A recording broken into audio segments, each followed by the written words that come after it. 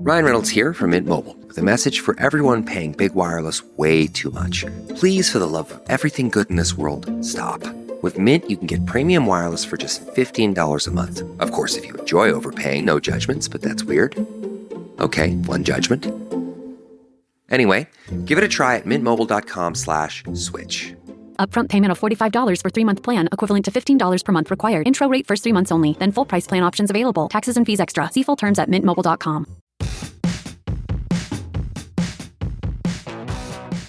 Hey folks, it's Matt Zachary, and welcome to Vax On, a weekly segment of my podcast Adaptations right here on the Offscript Network.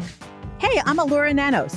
I'm a lawyer, a journalist, a mom of a teenage narcoleptic, and a professional big mouth. Lou and I go back 30 years as best friends, and we're here to have fun and bring you a layperson's guide to what the hell just happened this week in healthcare as America gets its vax on and shows COVID the door. We're here together to learn, complain, and include you in the conversation. So join us on Twitter at VaxOnPod and share your stories and grievances using the hashtag VaxOn. All right, Matt, let's get at it. Matt, I hear you have some news. Who's that? Who's there? What's this? It's me. It's Alora, only not there in the studio. No, not here today, but... Because? I'm radioactive? No. Wait. I'm glowing? No. Maybe. I'm post-nuclear because I had the cron. Oh, it was bound to happen. I got the cron. It would have been really, I don't know. I don't even know what word. It would have been something, though, if basically we both got it at the same day. We're when we like were vaccine twins and booster twins. And yeah. I was waiting to be your COVID twin, but luckily I am COVID free. This is the most dramatically fourth wall episode of Vax On ever. Vax On breaks fourth wall. Yes. Are you doing okay? I'm fine. My son had it. I think I mentioned that in last week's show. Mm-hmm. And I started to feel weird at like midnight on Wednesday. And then I woke up Thursday feeling meh with like, snotting and grossness and head congestion. Like, oh, it's probably just like the heat. And then I decided not to go to work. And my wife with her Scrooge McDuck vault of testing kits, like, do this. Positive. And you got the line? Got the line. Got the double line. Because, a lot of people, they don't get the line. They have the COVID, but not with the line. Really?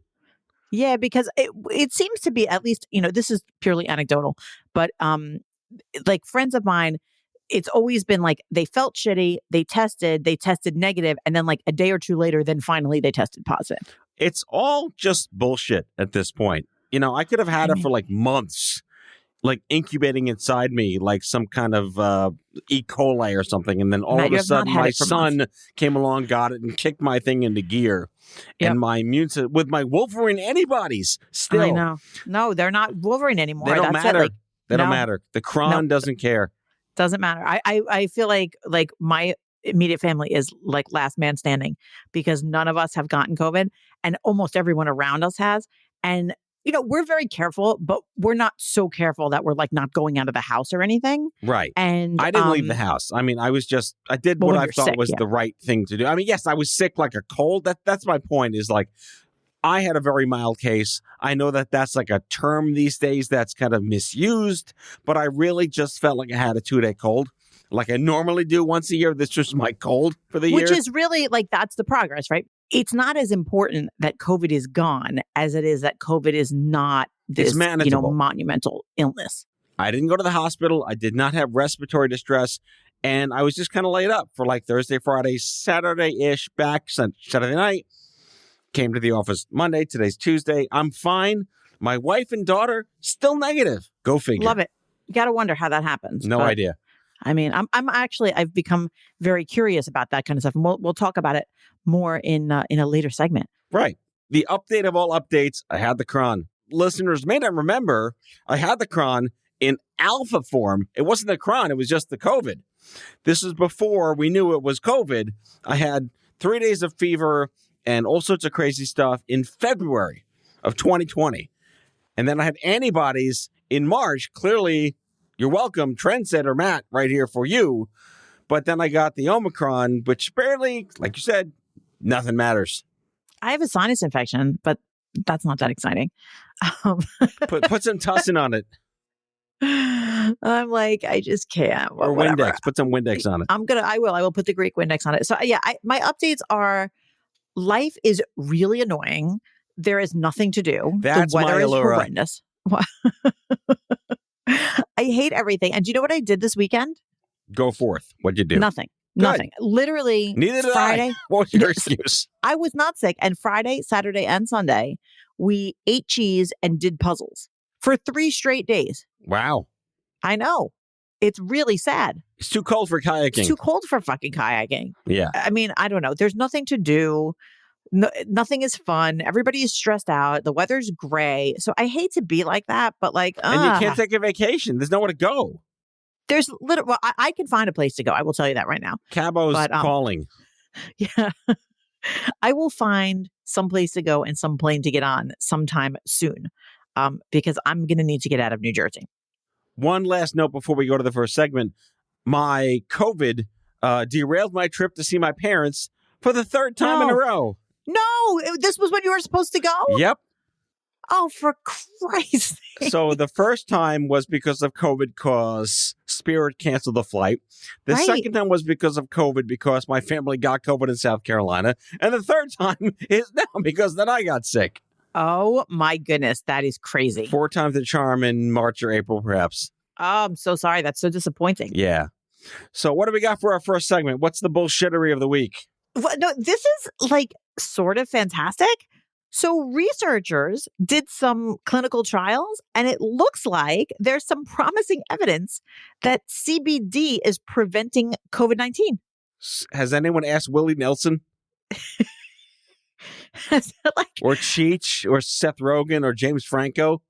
Or everyone I went to high school with? Right, yeah, exactly. Okay, so the University of Chicago Medicine. That's a real place. Yeah, no, it's like real. It seems really real. But let me just, before you run out and get your gummies, let me just be clear. We're not talking about like go to the dispensary and get whatever the hell they have there.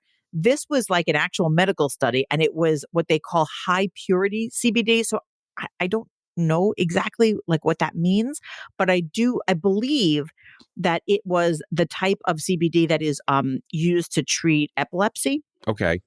And like, it wasn't like a bunch of stoners sitting around. They were like, hey, you guys have COVID. Like they didn't like go to Firefly and see how those people did. Pass the Dutchie on the left-hand side.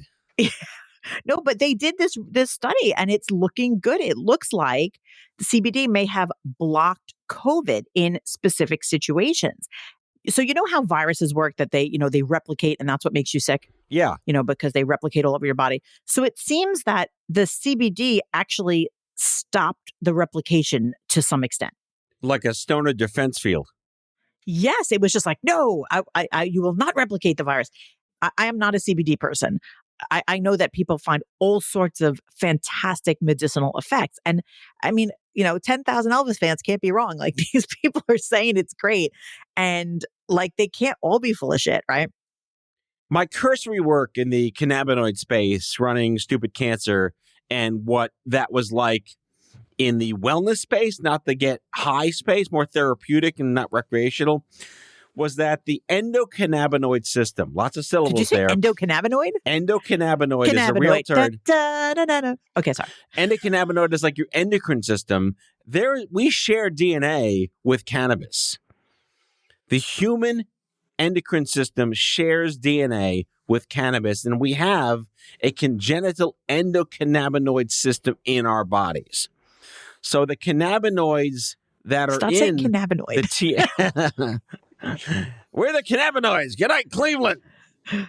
So the cannabinoids in your body interact with the cannabinoids in the plant in a way that hasn't been like officially studied, but it does do things to the human body that either there's a conspiracy or there isn't that prevents disease. I mean, listen, that sounds great. But I have to tell you what I find. I'm done saying cannabinoid. Cannabinoid.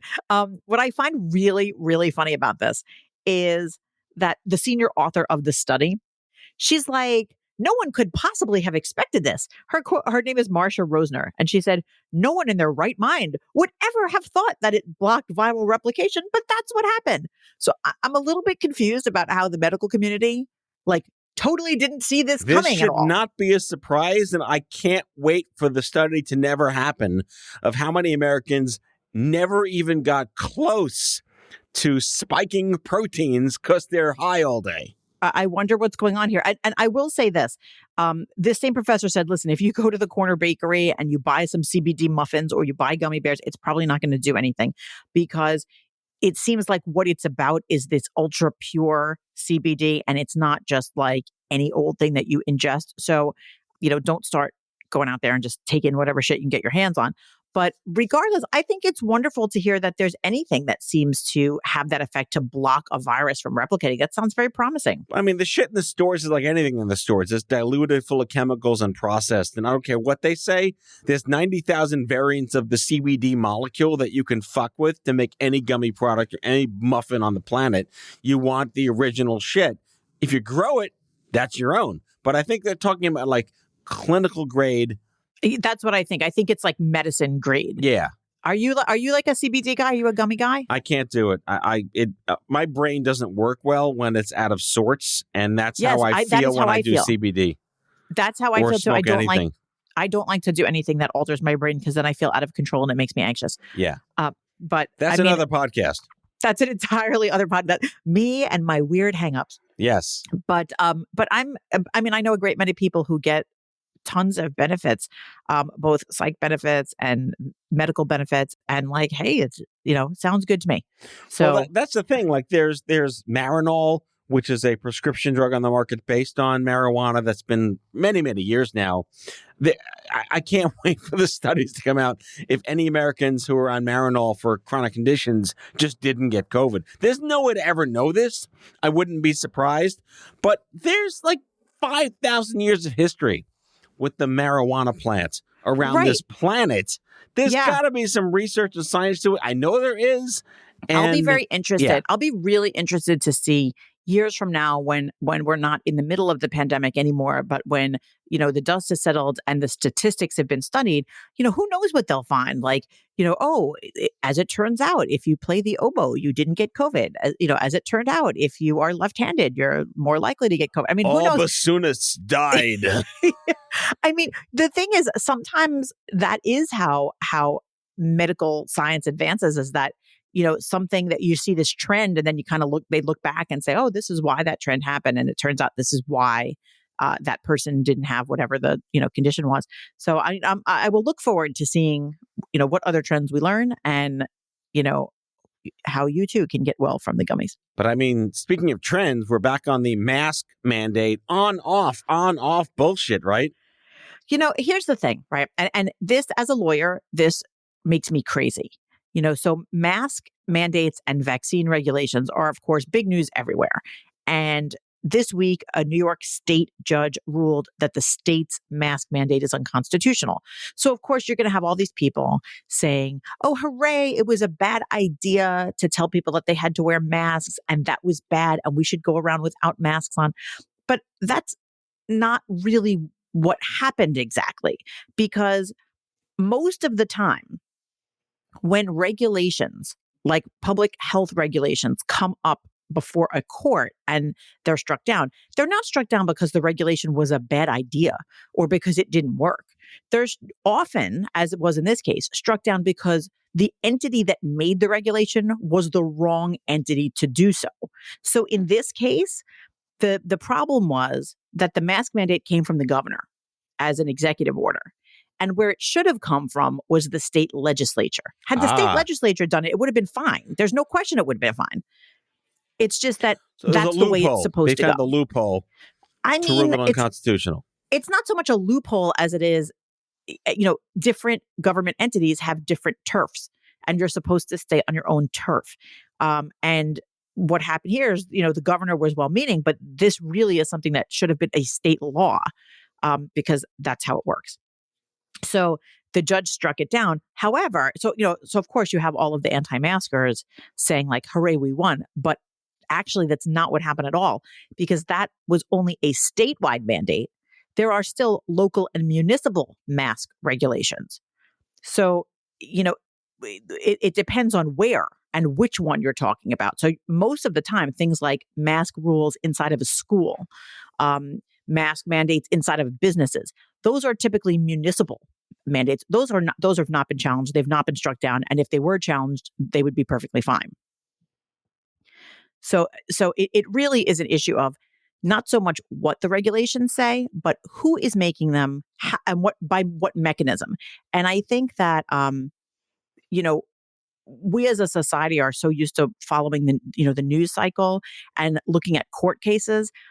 And it's very easy to lose sight of really what's being challenged. And most of the time it's much more of a sort of precision legal matter than it is like a decision on the substance of the law. I mean, most people aren't lawyers, clearly, to the point that is an actual Thankfully. fact that I can quote right here on the air. Yeah. And they're going to interpret this ruling as, fuck the masks. Exactly. And that's really not what the ruling is. It's just like, listen, Kathy Hochul wasn't the right person to do it. It shouldn't have been done via executive order. It should have been done by the state legislature. Right. So now we're screwed either way. Well, I think that it's not going to change anything inside the schools. The schools still, masking is still in schools. And I think masking still in businesses. Right. But you're saying like the Starbuckses and the Chipotles and the delis, they don't have to mandate it anymore. Well, it depends on where they are, because, this was a statewide mandate. But for example, New York City still has its own mandate. So local jurisdictions can overrule the state? It's not that they can overrule. It's that they have different turfs. So anything that happens in a local business in the city gets to be decided by the city municipal government. So it's kind of like if the state mandate had gone through, then it just would have been like a belt and suspenders situation. Got it. But here it's like, okay, fine. So this one didn't work, but this other one does work. So the legal takeaway is that when it comes to public health and safety, the more local the regulation is, the more likely it will be considered legal. Okay. That's kind of like the way health stuff works. So that's why the federal government can't always do stuff. The state government can always do stuff. The local municipalities can always do stuff.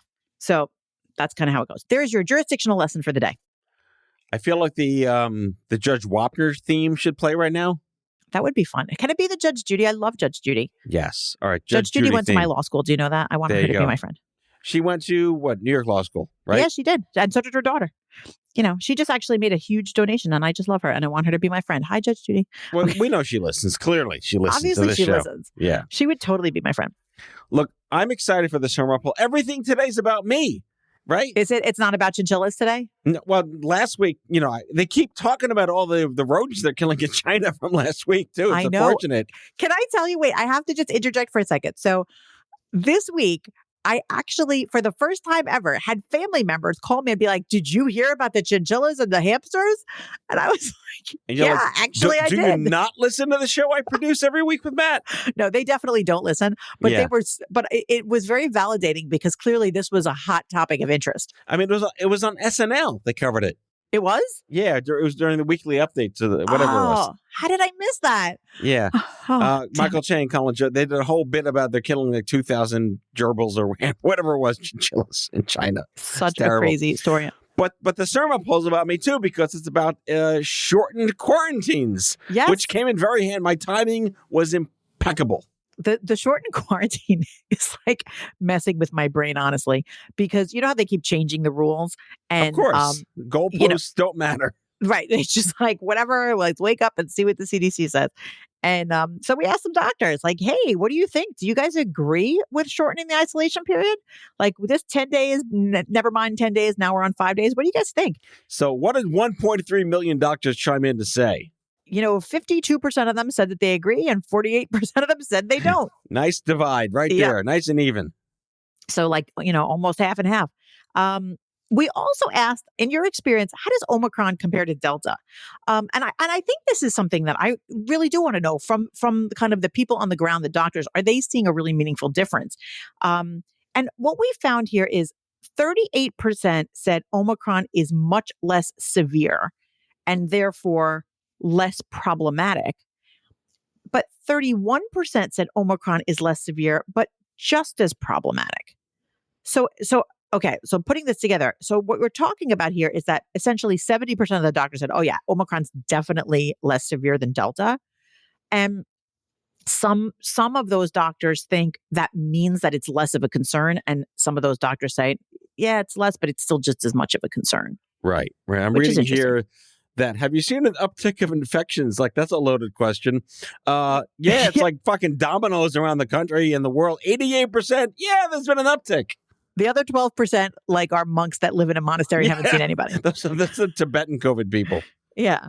This one, though, this question was very important to me. If people are fully vaccinated and boosted, should they need to be quarantined for exposure?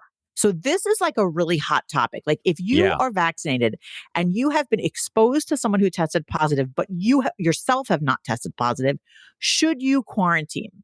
And I know the CDC has said there's no need to. But my local friends, generally, if they have been exposed, they do quarantine. So the doctors said 63% said, yes, you should quarantine, even if you're boosted and vaxxed, if you've been exposed. I don't like those doctors. But that would be the most careful thing to do. 37% said, go about your business. I'm in favor of that one. That's what they do in the schools. They stop quarantining the whole fucking class when there's exposure if the students are vaccinated boosted. Not here, though. Here, if you've been exposed and you're vaxxed, you do have to quarantine, but it's for a shorter period of time. Yeah, it's for 2 days instead of 5 because making up shit is what's is the new hot. I have to say this, though. If you're in a situation where, regardless of your vaccination status, and you've been in close quarters with somebody who tested positive, and you were like in close quarters without a mask, sharing airspace, I feel like it would be kind of irresponsible to then go out and act like you don't realize that you're posing a risk. But who are you posing a risk to? The unvaccinated, correct? Well, I mean, you could still transfer it to someone who's vaccinated. Right, but then who are they posing a risk to? The unvaccinated. I mean, I guess, but I just feel like, if I knew that there's a good chance that COVID is coming down the pike in the next couple of days, I probably should not be around people. But this goes back to finally hearing the words endemic. When does this become, let's really try to figure out what the hell getting back to regular life is going to look like and deal with this? It seems like, at least in my own life, it's about half and half. So like, in the school situation, to me, it absolutely seems like they're expecting to get back. And then like at my husband's job, it doesn't seem like they have any intention of getting back to work. So it seems very specific to whatever the context is. Hey, Matt, let's take a break and make some money, okay? I concur.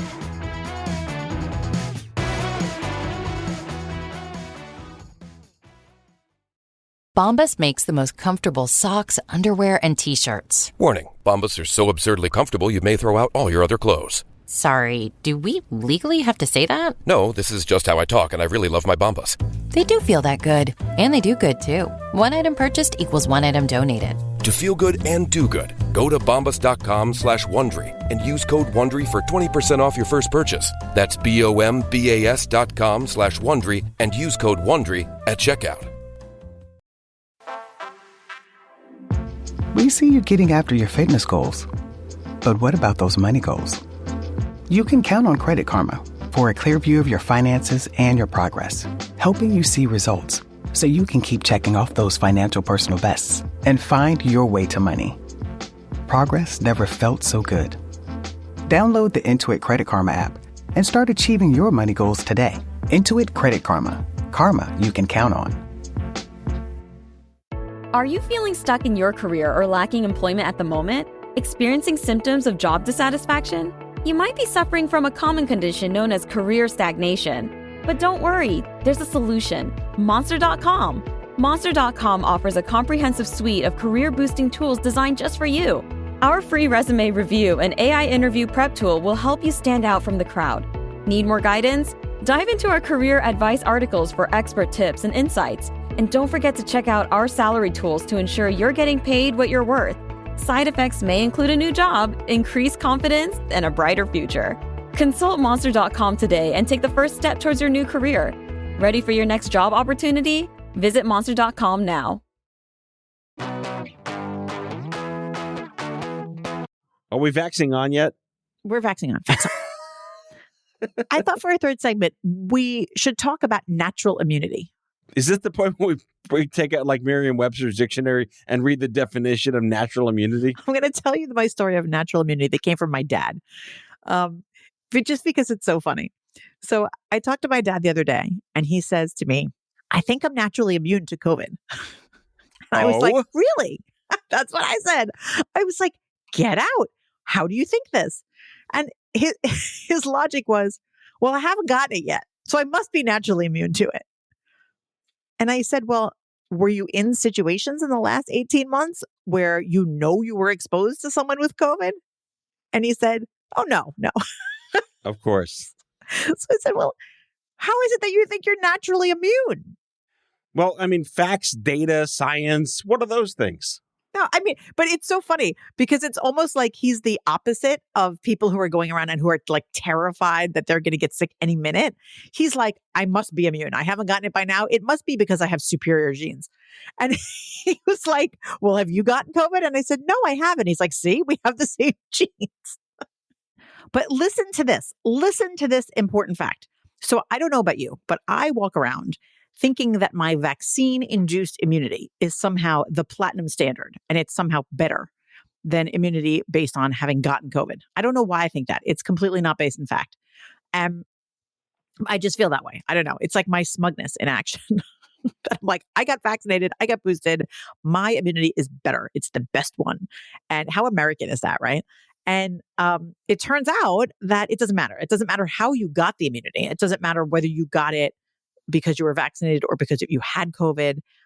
It seems like Omicron reacts to that immunity at the same exact level.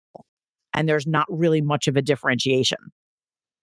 I would say also Omicron gets around both immunities because it just keeps on fucking mutating. Did you hear about these people having the Omicron parties? It's like the new pox parties. Yeah, I heard about this. Yes, and which is like so dangerous because people sometimes get really sick. Somebody died from one of these parties recently. And I mean, people are crazy. I understand kind of the anxiety of like there's an illness looming and almost like I might as well just get it and get it over with. I totally get that, but you can't do that. Right. It's not a good way that's just not good. You should never infect yourself with freaking anything. I'm going to agree. Like, just no one should be purposely getting sick. Like, that's just not what we should do. I wonder if people who do that, if it's just like an anxiety thing, like they're so anxious about getting the illness that sometimes it's better to just like have the worst happen and get it over with. Because I understand that kind of thinking. I don't agree with it, but I get it. Do you think that's why people are doing it? Or do you think it's that they honestly believe that it's like somehow better? I think it's the same reason that people jump off roofs, just because they think that they're invincible and that it's okay to do that. Yeah. My husband jumped off a roof. Did he really? Less jumped, more was pushed, but I mean, he's okay.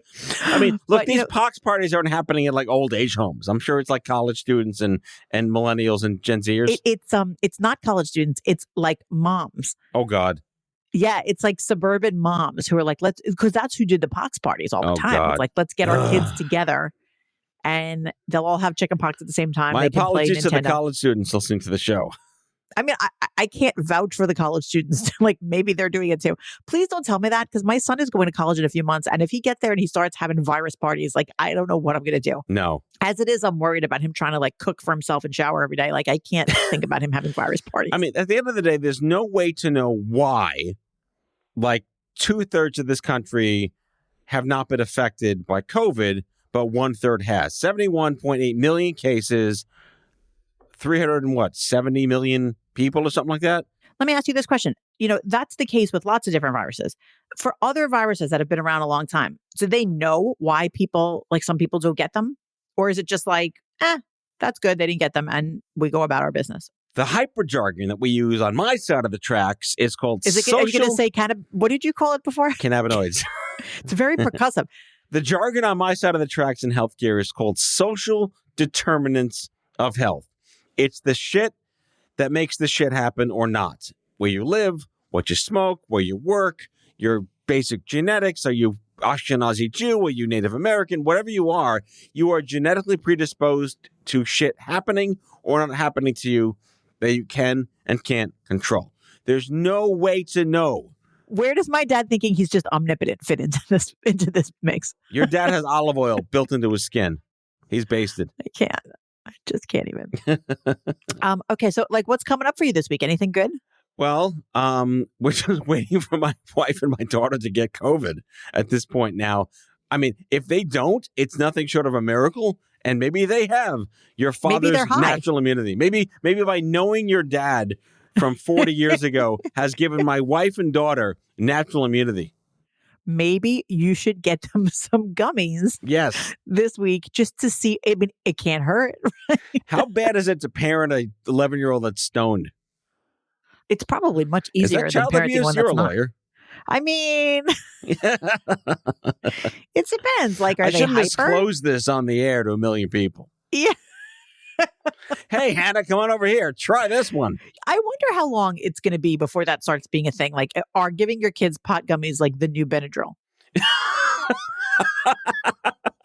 No, really, right? Because, Benadryl makes a mess. But like, I wonder, like, there's all those people, they give their kids melatonin all the time. Yeah. All kinds of shit. I am not someone who does anything like that. But there are a lot of people that do. And I wonder, like, I feel like it's a short walk between giving your kid Benadryl on a plane and just giving them a few gummies. Pediatric dosing of cannabinoids. Sarah, shout it again. You're welcome. I've literally never heard anyone say that word before. It's a great word, but listeners, if you're still listening, Google cannabinoid and really learn it's actually part of our biology as a species on this planet, and we interact with marijuana plants and the chemicals therein, which are cannabinoids, CBD, and THC. And it affects the way that we can live our lives. And so our DNA acts like when you run into a friend in the mall and it's like, hey, and then they got to get together and have a good time. It's that what 100%. Just like that. You've nailed the science, Lou. All right. I'm here for your scientific analogies. And on that note, it is time to wrap up today's episode of Vax On. Lou, thank you so much. Thanks, Matt. See you next time.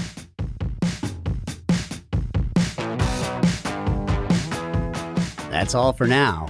If you like Vax On, be sure to subscribe, leave a review on Apple Podcasts, follow us on social, and tell all your friends to listen. Tell us your shit show of a healthcare story by leaving a message for us at 855-AUDIO-66, and we might just use it in a future show. Vax On is a product of Offscript Health. We are a healthcare engagement company built for patients and caregivers by patients and caregivers. Our executive producers are Matthew Zachary and Andrew McDowell. Our senior producer is Brianna Seeley. Our hosts are Matthew Zachary and Allura Nanos. It is recorded, mixed, and edited by Brianna Seeley. For advertising and media inquiries, email media@offscript.com. That's media@offscript.com. For more information, visit offscript.com.